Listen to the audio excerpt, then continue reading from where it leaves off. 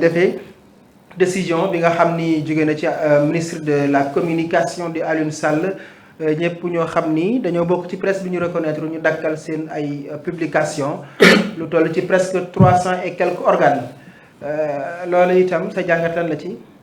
waaw damay jaale honorable député Nango Seck bi nga xam ni xamoon naa ko parce que doon nañ échanger mu bokkoon ci député yi bokkoon parti démocratique sénégalais bi nga xam ni def nañ député diaspora yi mu bokk ci premier député diaspora moom ak Mame Diarra Fam ñoom ñoo génnoon député diaspora ci zone bi nga xam ni ci lañ nekkoon mu nekkoon bitim réew doon représenté diaspora bi di ko jaale ay mbokkam jaale ko waa Sénégal jaale ko waa partem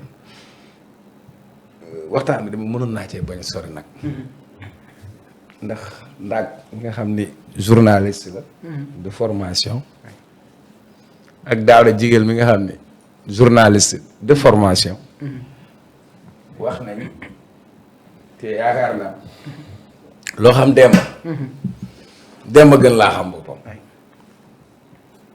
beneen bi maa ngi tooñ Pape Moussa léegi sama copain ndaxte tey bëri na ñu ñuy gis ci ay site web yu nekk en ligne la plupart yenn ci sites yi nekkuñu en règle ñun si la ñuy xarmat n'est-ce pas Pape Moussa yooyu kon buñ ko tëjee man ñaari ma nekk rek buñ ko tëjee wala dina am benn manque à gagner presque de 500 000 par exemple par mois. bëri nga xaalis de.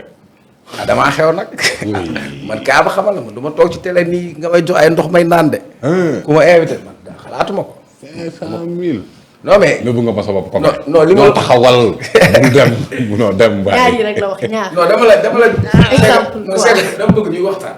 li ñuy waxtaan. Feeling Dakar. daf lay fay. nga nii nii. waaw daa ñu ngi nii kay waa Feeling Dakar a ngi nii. gars yi dem nen. Pape Moussa dañ koo invité tey. ah bu ak démb. waaw loolu yaa ko nangu. waaw bu doon ko invité. Pape Moussa mi maa moom lañ jëlandoo Feeling Dakar di ko fay. loolu kañ la. ay jours yu muy dawal yu muy ñëw. xaaral waxal. entre temps. teel a nekk de balaa moo rëcc. non tey moom dama laa invité. waaw léegi waaw loolu moom la. ak samedi passé. moom la. mais 500 000 yi nga bëgg a jël. dama la doon. ay jàppale sa copain. non su ma la waxee loolu mooy. man Cheikh Omar Talla. moi je suis libre. bi may nekk Sen TV dama am contrat exclusivement ak Sen TV. mais bi may signé ak ñoom aw ma jox leen sama image exclusivement mais boobu damay yem foofu bi ñu ma commencé indi ay sikki saaka giita ngaas ku ma woo ma contracté ak yow leer na. donc ce qui a fait que en dehors de Sans Limites j'ai un contrat avec Dakar Matin j'ai un contrat avec Feeling Dakar j'ai un contrat avec Sénégal 5 en fonction de mes heures je m'organise dafa am fu ma doon wax. ok saa yi tay. waaw mais dafa am. français bi mais yàlla def na ni xam nga yow tey sénégalais lañ lay seetaan. boo paree ma limal ko. sénégalais yi waaw Moussa pourtant li may wax dafa am solo. si. li may wax nii li tax ma indi wax ci dama bëgg ñu dégloo ma xel. parce que yow tëboo rek ñëw toog ci télé. tu as fait une formation. tu as eu un vécu. activiste. prendre des positions. ba ñu ràññee la lu dëgg. ba tax na sénégalais bi am na koo xam ne day taal téléphone am pour seetaan Pape Moussa lu mu wax. wala Cheikh Omar lu mu wax dëgg loolu dëgg. kon tey dogal bi su ñëwee. dina saf si presse bi waaye dina saf si yow dina saf si man. ah oui tu fais que moo saf si yow rek. sëñ bi waaw c'est Pape Moussa dina saf si man ji li waaw man baal ma gi jóg plateau bi quoi. non mais c'est waxtaan ak xel la. mais Cheikh Omar. day saf si man mii. wax kay c'est que fi ma bëggoon wax mooy. day gën a saf sax. malgré que muy saf ci man mii Cheikh Omar Talla. te ñoo ko commandé. bëgg naa. waaw foofu laa doon waxee. da ngay wax moom. te moom. bëgg naa dans la mesure où dama bëgg nit ki yaay valoriser sa bopp. yaay am fulla ci sa bopp. parce que nit ki tu es un produit. te un produit. parce que li ngay wax foroo ko ci mbedd. c'est un investissement. c'est toute ta vie. c'est des études que tu as eu à faire du dëgg. mais exemple bi ma doon jox te sama copain comme dafa ñëw pour jàppiser ma. du problème moo tax ma bëggoon la wax ni am na un manque à gagner. parce que tey télé bu mel ni Feeling Dakar. minimum il y a 20 personnes. oui 28. 28 ans. commençant ci chauffeur preneur de son. cadreur réalisateur keneen ak keneen. mais léegi su fekkee ni. dog nga ko. dindi nga foofu ay emploi voilà. nga dem fi nga nekkoon nu mu tudd 313. kasaale ko noonu ak beneen noonu. Grand Diossi. kon tey ça veut dire que dina indi jafe-jafe. bëri waaye man Cheikh Omar Talla damaa nekk ci principe. parce que mënuma bëgg benn affaire ba pare bañ contraire bi. si nous voulons le changement il faut qu'on accepte le changement. première chose nañ waxtaan nañ def ndëpp. bien fait que am naa 8 ans d'expérience nag. bëri na tey ñu toog ci plateau yi man lañ doon seetaan. mais ñëw ma rek ne jëmax parce que bi may ñëw naa ci organe bu mag fekk naa mu am organisation fekk naa nangam du dëgg Pa Moussa ñu dem ba kenn xàmmeetul benn. àdduna dafay dox. dafa am jamono boo xam ne j'aime bien image boobu il faut que ñu wutal ma ko def ko tableau s'il le faut. Ablaye Wade ak Ablaye Bathily ak sëñ Pape Malick Sy yàlla ko yàlla yërëm. buntu rond-point RTS lañ leen jàppee xam nga taxoon jàpp leen daaw. dañ bëggoon am accès à la RTS pour mun a wax ci télé. Sénégal benn télé la amoon mooy temps bu noir blanc ORTS.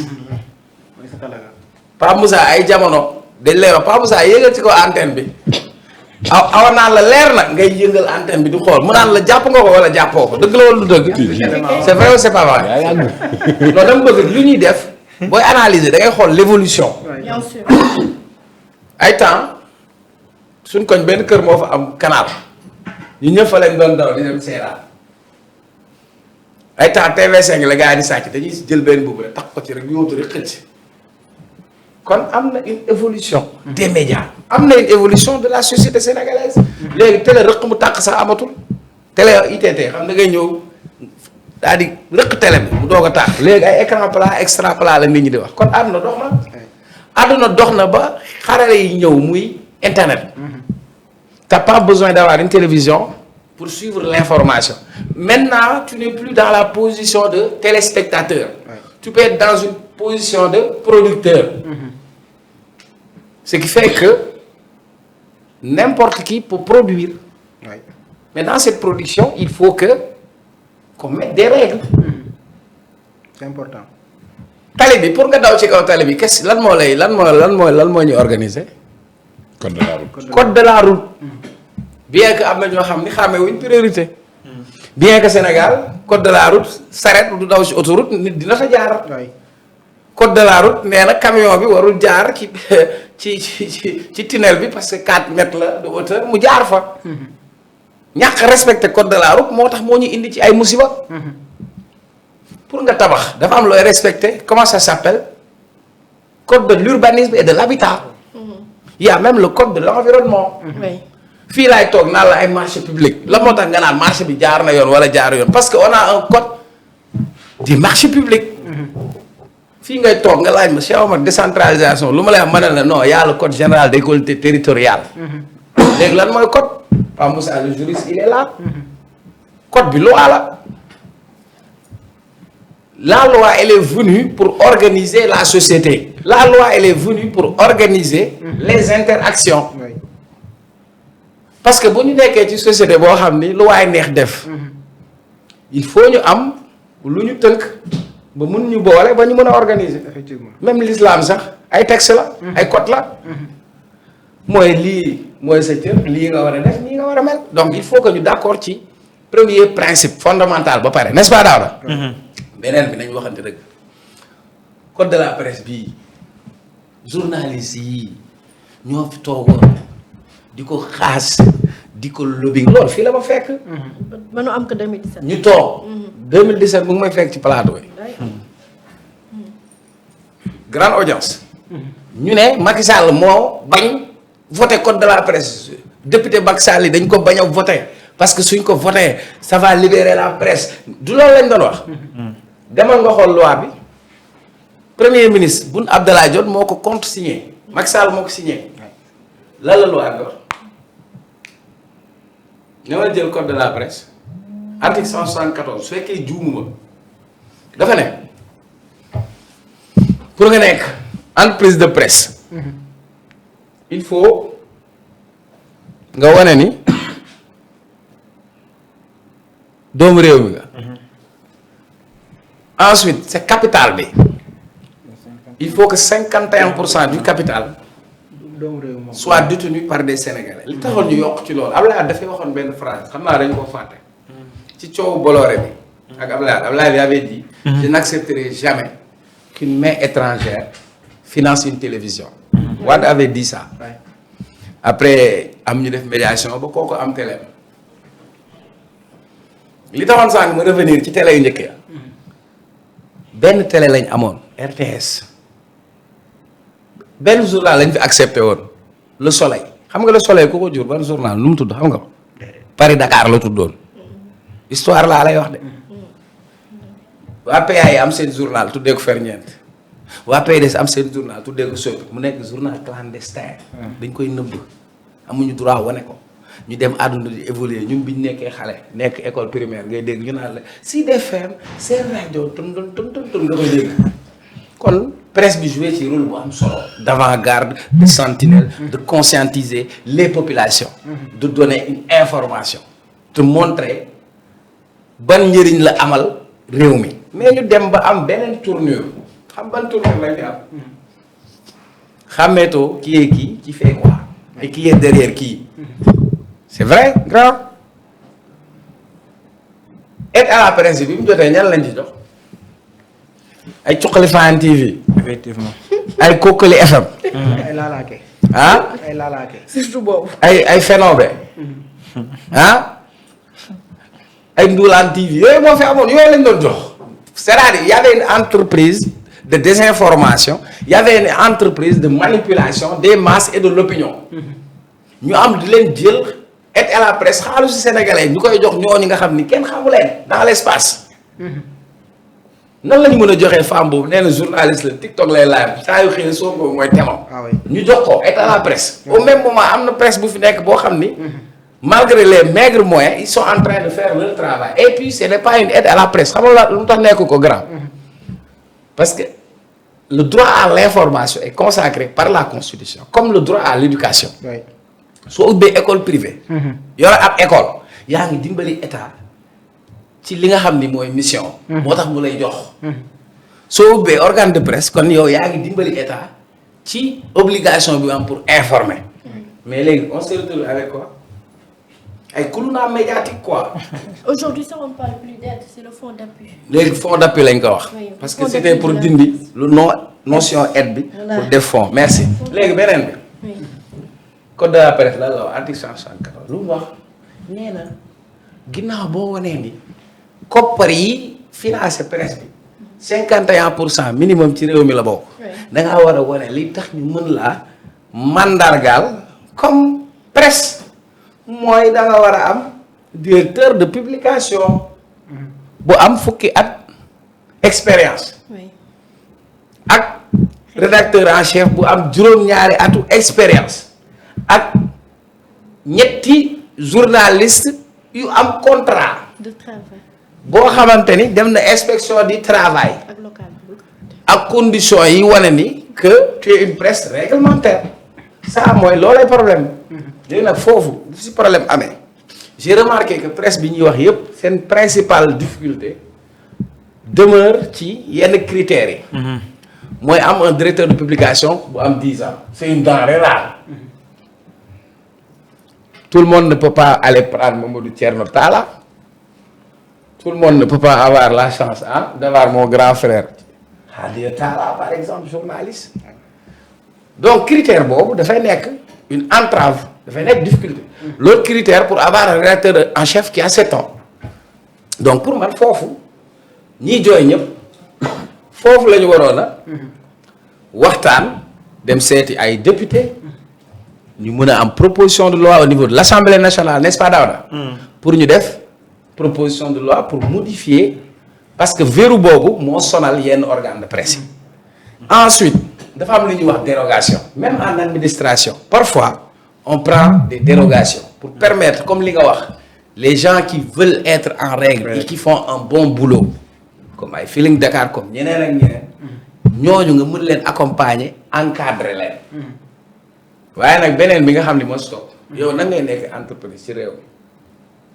doo fay impôt fayoo taxe say salaire bidon la du contrat bu ñu xaatim amul benn condition boo remplir yow amuloo njëriñ réew mi sa bopp nga xaw ñu ne la dem wuti kayit bi wane ne entreprise du loolu lañ foo xam. bëgguñu wuti nag.